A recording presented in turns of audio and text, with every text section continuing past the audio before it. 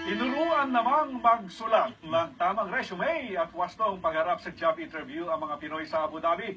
Naging paghahanda na rin nila ito sa nagdaang job fair. Mula po UAE, may Balitang Global si Rowie De La Cruz.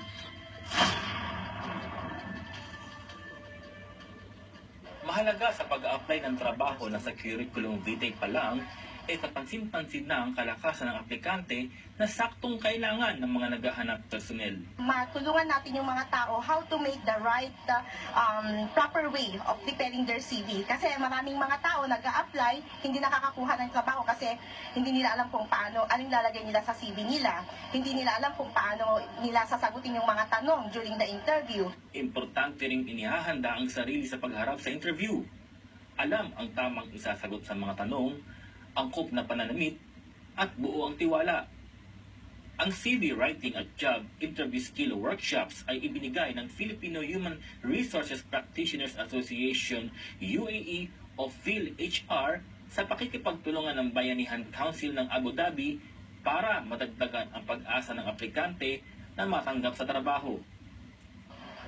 Tugon ito sa patuloy na pagdami ng mga Pinoy na nawalan ng trabaho at naghahanap ng mapapasukan habang naka-visit visa sa bansa. As a result of the seminar, ay ngayon po may mas confident na kami at may mas fully equipped na kami for the job search.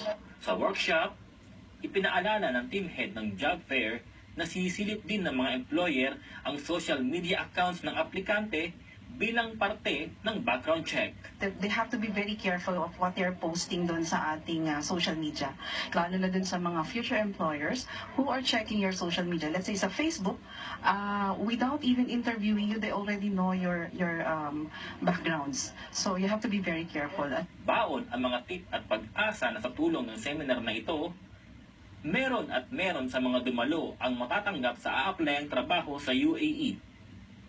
Rowie De La Cruz, ABS-CBN News, Abu Dhabi, UAE.